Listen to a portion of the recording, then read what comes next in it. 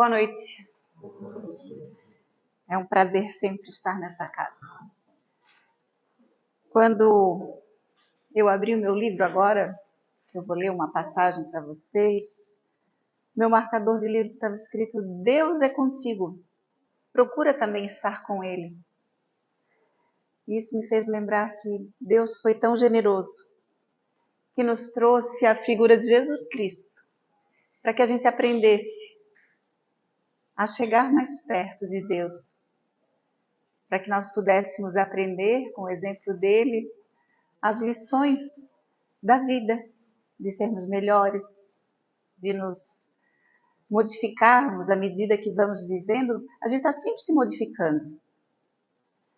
É muito triste quando a gente diz assim: eu sempre fui assim, vou ser sempre assim. Não deve ser assim. A gente deve estar sempre aberto para as mudanças, para mudar a nossa maneira de ver, a nossa maneira de agir. E eu vou ler uma história que se chama Simeão e o Menino, para que a gente comece a refletir sobre isso, sobre essa presença de Jesus na nossa vida, de como ele preenche tanto o nosso dia a dia sem que às vezes a gente nem se dê conta. A gente às vezes nem está prestando atenção, mas ele está ali presente. A história diz assim: dizem que Simeão, o velho Simeão, homem justo e temente a Deus, mencionado no Evangelho de Lucas, após saudar Jesus criança, vejam que Jesus já começa as suas lições desde tenridade. No templo de Jerusalém, conservou nos braços acolhedores do velho a distância de José e Maria e dirigiu-lhe a palavra com discreta emoção. Porque já nessa época se esperava a vinda do Cristo. E alguns já tiveram essa clareza de ideia do quão importante ele era. Ele diz assim para Jesus no colo: Celeste menino, perguntou o patriarca, por que preferiste a palha humilde da manjedoura, já que vens representar os interesses do eterno Senhor na terra? Como não vestiste a púrpura imperial? Como não nasceste ao lado de Augusto, divino, para defender o flagelado povo de Israel, longe dos senhores romanos, como advogarás a causa dos humildes e dos justos? Por que não viestes ao pé daqueles que vestem a toga dos magistrados? Então poderias ombrear com os patrícios ilustres, movimentar-te-ias entre legionários e tribunos, gladiadores e pretorianos, atendendo-nos à libertação. Por que não chegaste como Moisés, valendo-se do prestígio da casa do faraó? Quem te preparará, embaixador do Eterno, para o ministério santo? Que será de ti sem lugar no sinédrio? Samuel mobilizou as forças contra os filisteus, preservando-nos a superioridade. Saul guerreou até a morte por manter-nos a dominação. Davi estimava o Fausto do poder. Salomão, prestigiando por casamento de significação política, viveu para administrar os bens enormes que lhe cabiam no mundo. Mas tu não te ligastes aos príncipes, nem aos juízes, nem aos sacerdotes? Não encontrarias outro lugar além do estábulo singelo? Jesus menino escutou, mostrou-lhe sublime sorriso, mas o ancião, tomado de angústia, contemplou-o mais nitidamente e continuou: onde representarás os interesses do Supremo Senhor? Sentar-te-ás entre os poderosos? Escreverás novos livros de sabedoria? Improvisarás discurso que obscureçam os grandes oradores de Atenas e Roma? Amontoarás dinheiro suficiente para redimir os que sofrem? Erguerás novo templo de pedra onde o rico e o pobre aprendam a ser filhos de Deus? Ordenarás a execução da lei, decretando medidas que obriguem a transformação imediata de Israel? Depois de longo intervalo, indagou em lágrimas: Diz-me, ó divina criança, onde representarás os interesses do nosso Supremo Pai? O menino tenro ergueu então a pequenina destra e bateu muitas vezes naquele peito envelhecido que se inclinava já para o sepulcro. Nesse instante aproximou-se Maria e o recolheu nos braços maternos. Somente após a morte do corpo, Simeão veio a saber que o menino celeste não o deixara sem resposta. O infante sublime, no gesto silencioso, quisera dizer que não vinha representar os interesses do céu nas organizações respeitáveis, mas efêmeras da terra. Vinha da casa do Pai, justamente para representá-lo no coração dos homens. O homem tem uma ideia de que tudo que tem poder, tudo aquilo que a gente pode exercer para modificar algo, é necessário dinheiro, posição social. Esse poder que a gente acha que é tão importante, que a gente enxerga às vezes, nossa, fulano é tal pessoa, está em tal lugar dentro de uma organização. Nada disso importa para Jesus. Porque o que ele veio representar aqui na Terra foi o amor. O amor entre as criaturas. E foi tão bem visto por um momento e logo depois as pessoas se perdem, envolvidos nas coisas da terra e se distraem com o poder, com o dinheiro, com essas coisas que são boas, nos dão prazer, mas são prazeres daqui da terra. Prazeres momentâneos e muitas vezes nós precisamos passar por cima disso para que Jesus possa adentrar no nosso coração. E assim como na leitura que foi feita agora no início, algumas figuras se destacaram como exemplo para que ficassem na história, para que a gente pudesse recordar dessas figuras, o quanto sofreram, abdicaram coisas que eles tinham como importantes, deixaram de lado para seguir o Cristo. Deixaram de lado, às vezes, para atender um caído. Tiveram que modificar toda a sua vida para que pudessem crescer. E cresceram tanto diante da vida que até hoje são citados por todos nós. Mas a gente acha muito bonito essa mudança. A gente acha muito bonito ver que eles sofreram pelo Cristo, mas nós não queremos perder nada daquilo que envolve a nossa vida, das coisas da terra. Às vezes a gente abdicar de uma festa, de algo que seria prazeroso, para estarmos aqui. Quantos não percebem ainda o quanto recebemos quando estamos reunidos em nome do Cristo? Quanto a nossa vida muda a cada minuto que escolhemos estar ao lado do Cristo. Vamos citar então Paulo de Tarso. Paulo de Tarso se converteu ao ver Jesus na estrada de Damasco. Ele perseguia os cristãos, mas ele acreditava que estava certo, porque ele entendia muito das leis mosaicas, ele acreditava estar seguindo o correto. Porém, nesse período, a violência ainda era muito grande. Na leitura do livro, a gente vê que como é que Jesus ia alcançar isso tudo sem ter um exército para impor a sua força. O homem ainda não entendeu que não é através da força que se modifica as almas, mas através do amor e através do exemplo.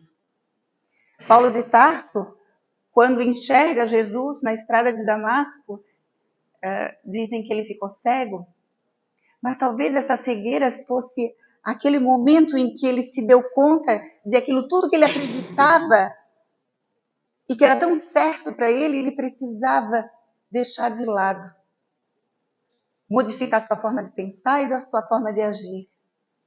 E nesse momento de cegueira total que ele se encontrou, ele começa a rever os seus conceitos, as suas ideias e a perceber que ele precisa se modificar. A conversão de Paulo é um marco no cristianismo. Segundo o Atos dos Apóstolos, durante sua viagem a Damasco, uma luz brilhante o cegou e ele ouviu a voz de Jesus perguntando: Paulo, Paulo, por que me persegues? Porque ele achava que o Cristo estava levando as pessoas para uma ideia que não era a certa. Mas ele se converte. E diante do cristianismo, lá primitivo, depois ele foi canonizado a gente se conhece ele por São Paulo, na Igreja Católica. Ficou registrado na história como uma criatura que se modificou no momento em que conheceu Jesus Cristo. E ali ele começa a pregar para todos os cantos que ele foi, depois de vários perrengues, porque ele teve que passar por várias coisas. Ele era um homem rico, um homem que tinha posses, ele largou tudo, ele foi virar tecelão, ele passou um período muito grande, ele com ele mesmo, para modificar a sua forma de pensar. Não é fácil a gente modificar a forma da gente pensar. Nós somos criados num núcleo de uma família que às vezes tem hábitos, tem coisas que a gente entende como aquilo sendo natural e normal, e à medida que a gente cresce, a gente tem a liberdade, o livre-arbítrio de escolhas, de perceber se aquela educação que a gente teve, tudo aquilo que foi ensinado é a forma correta. Por isso que a gente está sempre mudando as coisas. Hoje a gente já ouve, já há um abalo muito grande quando a gente vê alguém falar que está criando filhos, batendo nos filhos. A gente já sabe que isso não é o jeito certo de se ensinar. Então são essas pequenas modificações do dia a dia que vão nos fazendo seres diferentes, seres melhores.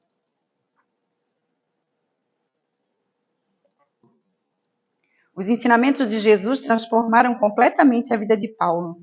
Ele passou de perseguidor a proeminente apóstolo. Sua mensagem central era o amor e a graça de Deus, manifestados por meio de Jesus Cristo. Ele enfatizou a importância da fé em Jesus para a salvação da vida eterna. Esse pedacinho eu tirei de uma fala que eu encontrei, que é na visão do católico, da viver pelas palavras, mas que serve para todos nós. Ele realmente foi isso. E ele tinha um entendimento tão grande, porque as leis de Moisés, elas não se deixaram de existir, não deixaram de valer. Jesus veio para complementar essas ideias e retirar algumas coisas, modificar algumas coisas que eram muito rudes, mas que eram necessárias para a época, assim como são as nossas leis aqui da Terra. Algumas leis são punitivas, a gente não pode passar na sinaleira quando está no vermelho, a gente pode levar uma multa. Por que a gente é punido ainda por essas coisas? Porque nós não sabemos nos comportar. Se retirarmos todas as sinaleiras da cidade, vira um caos. Todo mundo vai se achar no direito de passar, ninguém vai ceder para que o outro passe, para que um passe. Não existe isso. E algumas leis existem para que haja a organização. Não só para punir, mas para organizar. Então, cada um tem a sua vez. A gente está aprendendo com essas leis a nos comportarmos. No Espiritismo, Paulo de Tarso é visto como uma alma que, após um período de grande expiação e aprendizado, alcançou uma compreensão profunda dos ensinamentos de Jesus e os propagou de maneira extraordinária. Ele é um exemplo de como os ensinamentos de Jesus podem transformar e redimir uma vida. Ele foi o principal instrumento de divulgação do cristianismo. Aí imaginem, hoje a gente compreendendo o Espiritismo, Paulo de Tarso foi colocado naquele meio, naquele lugar, daquela forma, tão inteligente, já com uma visão tão grande, ele teve acesso a bom estudo, aos melhores que tinham da época, para que ele tivesse condições de trazer esse trabalho, de fazer esse trabalho de propagação da mensagem do Cristo. Porque não é só a gente querer levar o entendimento de qualquer forma, É necessário que a gente se prepare para aquilo que a gente faz. É necessário que a gente tenha conhecimento. Por isso que o Evangelho nos orienta que devemos estudar, né? Devemos compreender as leis. Nós temos que estudar o Evangelho, estudar o livro dos Espíritos, saber que leis são essas, como que elas acontecem, para que a gente possa agir da forma correta. E ele era preparado para trazer o exemplo. Que sempre temos o exemplo de alguém que está mais adiante do que nós. Mas assim como qualquer um de nós, todos aqueles que trabalharam com Jesus Cristo estavam na mesma condição nossa, de evoluirmos, de termos a oportunidade de escolhas. Ele poderia ter sido orgulhoso e não ter aceitado, mas ele aceitou. Aceitou se converter, aceitou seguir adiante, levar a palavra de Jesus. Nós temos outro personagem. Quem já ouviu falar de Públio Lentulus? Alguém já ouviu falar? Alguém já ouviu falar de Emmanuel? O guia espiritual do Chico Xavier. Esse todo mundo conhece. É o mesmo. É uma encarnação do Emmanuel, lá atrás, no período que Jesus estava aqui na Terra. Ele foi convertido naquela época. Ele era um senador romano, com uma importância muito grande na época, e ele tinha uma filha chamada Flávia, que alguns dizem que era a encarnação do Chico. Ela tinha lepra e ela ficou doente. E ele ficou apavorado, porque se para quem não tem condições financeiras é apavorante a gente encontrar um filho doente, vocês imaginem a angústia de quem tem todo o poder e não pode comprar a cura do filho. É um sentimento de impotência muito grande. E naquela dor dele, ele procura falar com Jesus. E nesse encontro com Jesus, Jesus cura a filha e diz para ele que aquela é a grande oportunidade da vida dele, para que ele se converta, porque senão futuramente ele iria se arrepender. Bem, o livro é maravilhoso, se chama Há 2000 Anos, é um best-seller do Espiritismo, dos romances, e é um livro que vale muito a pena a gente ler para a gente entender como que era o processo naquela época de conversão, como era muito mais difícil do que nos nossos dias atuais. Porque a violência era muito grande na época. As dores eram muito físicas, de coisas que a gente hoje ainda até acontecem, mas não mais com aquela proporção que tinha nessa época, da perseguição aos cristãos, do circo romano, daquelas pessoas que eram jogadas aos leões para serem devoradas. Então, é um livro que a gente deve ler para entender isso. Jesus destaca que a transformação espiritual e moral é uma escolha pessoal e que, dependendo das decisões de Públio, né, que ele fosse tomar, ele poderia evitar sofrimentos futuros. A mensagem de Jesus para Públio é um convite à renovação interior e ao abandono do orgulho e à busca pela humildade e o amor ao próximo. A gente não pode ficar se achando, às vezes, porque a gente está numa condição melhor do que o outro. Jesus veio por aqueles que sofrem.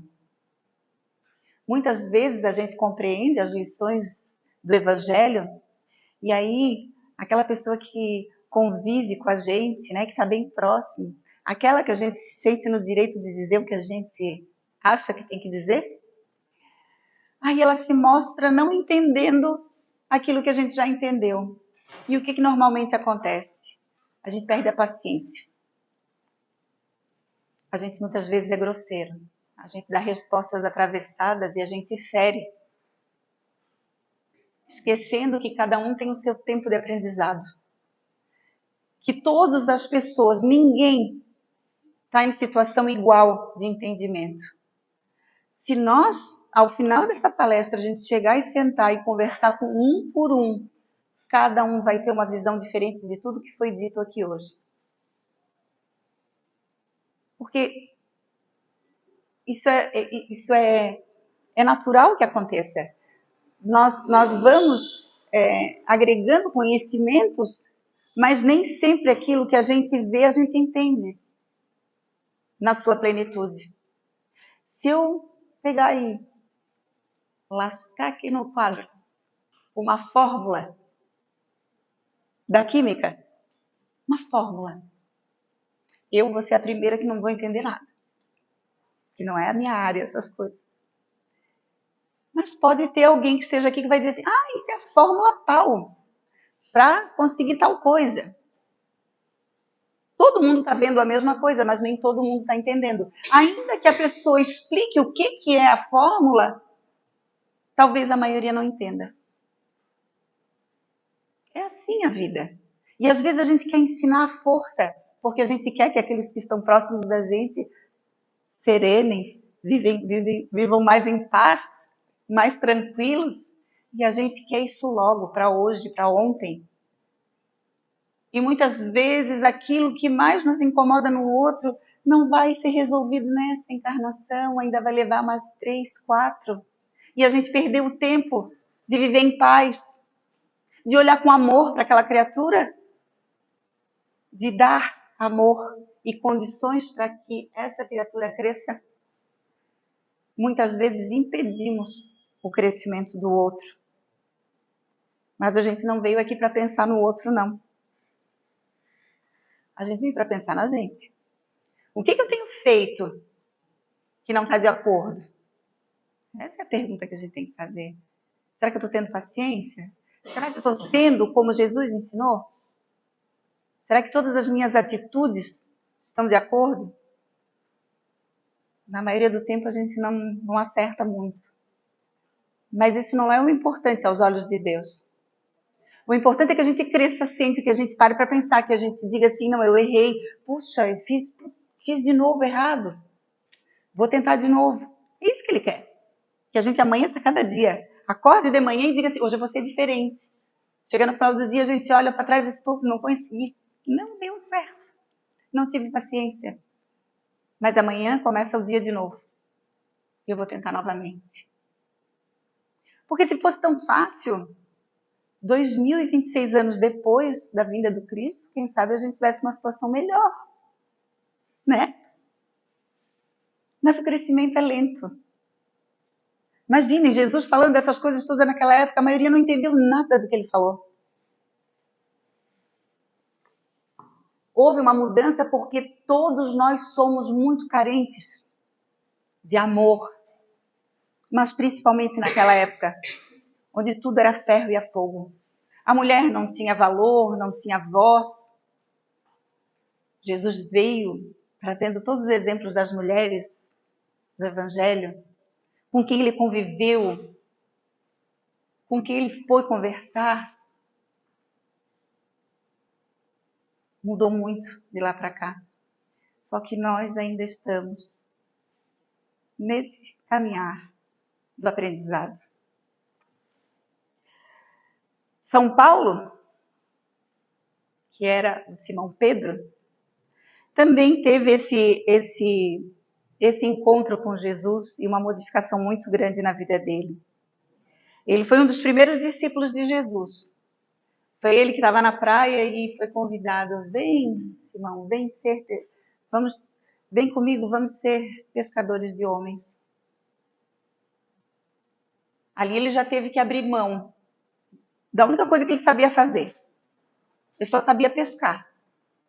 Aí pensa, alguém que vive daquilo dizer assim, ó, eu tenho que largar o que eu estou fazendo e vou viver do quê? Mas ele acreditou. Esses detalhes das histórias são para a gente o exemplo para que a gente entenda algumas coisas na vida da gente. Muitas vezes a gente precisa renunciar coisas para que mais adiante a gente tenha um pouco mais. Não falo das coisas materiais, porque a renúncia dele, ele ficou pobre mesmo, sem nada, mas rico de conhecimento. Ele mudou o nome dele, Porque o Simão era muito parecido com a gente. Teimoso, impetuoso. Tinha uma coisa assim de que tinha que resolver tudo na hora. Uma falta de paciência total. Jesus depois disse para ele, vai lá, apacenta as minhas ovelhas. Porque ele queria chegar e dizer assim, é assim, tem que ser assim. E a pessoa tinha que entender na hora, porque senão ele ficava nervoso, ele ficava irritado. E Jesus dizia, não é por aí, Simão. Precisamos acalmar o íntimo das pessoas para que elas possam entender. Ele participou de todos os milagres, das coisas todas fantásticas que Jesus passou, ele estava do lado. Porque ele estava naquele período, ele teve 3 anos de um curso intensivo de ser uma criatura melhor. Passou por medo, passou por dificuldade. E ele estava ali junto com ele. Ele passou a se chamar Pedro, porque significa pedra, porque ele foi a pedra angular do cristianismo. Ele foi aquele que deu início. Porque quando Jesus dizia assim, constrói a minha igreja, ele achou que ele tinha que construir uma igreja de pedra, levantar a igreja para que as pessoas pudessem frequentar. Mas depois é que ele entendeu que essa igreja que Jesus pedia era trabalhar o nosso íntimo, para que Jesus fique registrado aqui dentro, no nosso sentimento, no nosso pensamento. Porque quando a gente partir daqui, essa igreja, esse templo, vai conosco. É uma das coisas que a gente leva daqui. Tudo aquilo que a gente investir para conhecer melhor Jesus é investimento que a gente leva daqui.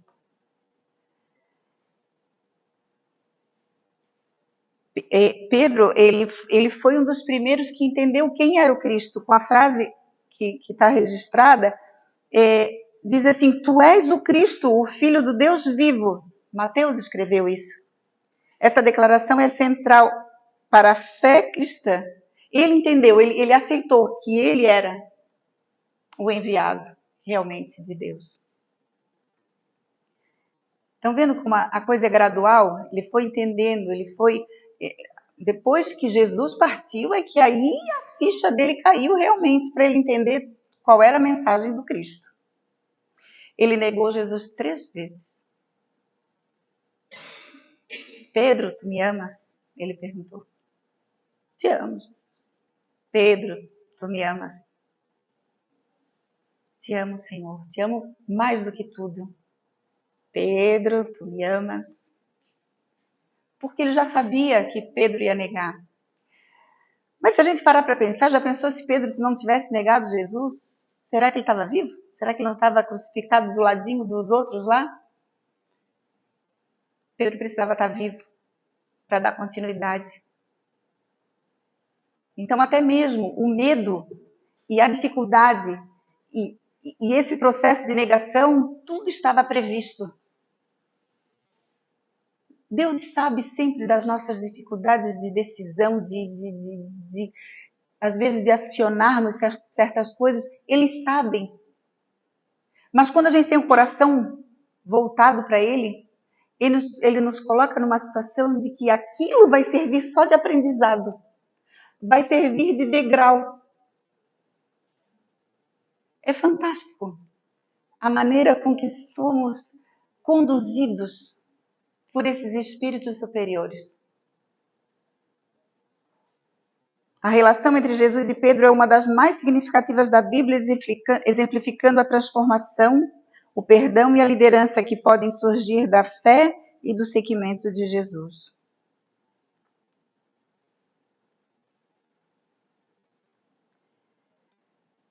Emmanuel frequentemente se refere a Jesus como a luz do mundo, um guia espiritual que ilumina nosso caminho e nos conduz à verdade e ao amor. Ele destaca a importância de compreender que Jesus não apenas viveu entre nós, mas continua a influenciar a nossa vida espiritualmente. Orem sempre assim, Orem pelo filho, pelo esposo, pela esposa, pela mãe, pelo pai, por todo mundo, né, que a gente ama. Orem pelo mundo, mas principalmente oremos, que eu me incluo, por aqueles que ainda não conhecem a Jesus. Esses são os que mais precisam da nossa prece e da nossa compreensão. Porque se hoje não compreendem, amanhã vão compreender. Porque as más escolhas, elas nos provocam dores. E a dor costuma cansar. Chega um momento que a gente fica exausto. Eu vi um programa hoje, aqueles de tarde. Ele que meu marido estava vendo aqueles do aeroporto que a polícia fica verificando as malinhas. O menino ficou com muito medo, entregou o passaporte, o rapaz olhou e disse assim, pô, mas se não tivesse a saída de onde tu estás vindo? Aí ele fica todo embaraçado, aí ele dá uns papéis para ele, aí a pessoa que estava comandando, né, a situação, de uma paciência cristã, de um olhar tão amoroso que eu disse assim, meu Deus, essa pessoa está no lugar certo. Aí ele diz assim, nossa, mas tu fosse preso lá. Por isso que tem esse problema. Aí ele começou a olhar, verificar. Ele assim, tá. Aí ele contou a história para ele. Aí quando ele vai abrir a mala dele para olhar, que tinha bem pouquinha coisa, ele tirou uma Bíblia. Aí ele assim, essa Bíblia é tua? Aí ele assim, é. Tu eras cristão? Não. Me tornei depois dessa confusão toda. Aí ele olha e diz assim, normalmente a dor nos converte. Eu achei incrível ver aquele pedacinho ali. A dor nos converte. A dor modifica o nosso pensamento. Quando a gente bate de frente, a gente bate, às vezes a gente conversa, a gente briga, a gente fala. E aí depois a gente descobre que a paz que a gente está procurando está no silêncio que a gente não faz. Quantas vezes só a prece e a oração são bálsamos para diluir toda a nuvem que paira sobre a nossa cabeça. Porque se não resolver o problema, ela vai nos deixar tranquilos. A gente não vai ficar doente. Porque a incomodação, as nossas atitudes de raiva e de ansiedade e de angústia nos adoece. Como que a gente quer estar daqui a 20 anos? Como que a gente quer estar daqui a 1 ano? Como que a gente pensa? Alguém já pensou como é que a gente vai estar daqui a 1000 anos? Bem melhores do que estamos hoje. Porque a vida nos impulsiona a sermos criaturas melhores a cada dia. Os ensinamentos de Jesus são fundamentais para a nossa transformação interior. Ele nos convida a praticar a caridade, o perdão e a humildade, princípios essenciais para alcançarmos a paz interior e a evolução espiritual. A caridade é isso. A caridade é a gente encontrar alguém e ver que a pessoa está cabisbaixa e dizer assim, bom dia, tudo bem? Como que tu estás? Isso é caridade. Às vezes uma palavra nossa, assim, tão curtinha, retira uma pessoa que está num processo de abandono, de sofrimento, de incompreensão, e a pessoa perceber que está sendo vista por alguém, às vezes é tudo que ela precisa. Enquanto a gente não aprender que a caridade é cada ato nosso, seja para o mundo que nos rodeia, que é tão lindo, cuidarmos da natureza, dos animais, cuidarmos das pessoas, termos paciência, compreensão, termos amor, tudo isso é caridade. Emmanuel reforça a mensagem do amor ao próximo, tão central nos ensinamentos de Jesus. Ele nos lembra que amar e servir ao outro é essencial para a nossa jornada espiritual e que devemos seguir o exemplo de Jesus em nossas ações diárias. Fica o convite, então, a meditarmos sobre os ensinamentos do Mestre e a incorporá-los em nossas atitudes, pensamentos e ações. É um convite constante a introspecção e a prática do bem, guiando-nos no caminho da luz e da verdade. De nada adianta tudo que a gente lê, tudo que a gente estuda, tudo que a gente busca dentro de uma casa espírita. Não é que não adianta, né? É muito melhor estar vindo, estar lendo, estar fazendo esse movimento todo. Mas tudo isso vai ter uma ação eficiente quando a gente acionar uma coisa mega importante na vida da gente. Que se chama vontade. Um dia eu vou ser assim, um dia eu faço tal coisa. Se eu pudesse fazer aquilo. Se eu conseguisse. Quando a gente parar e dizer assim, eu posso, eu faço,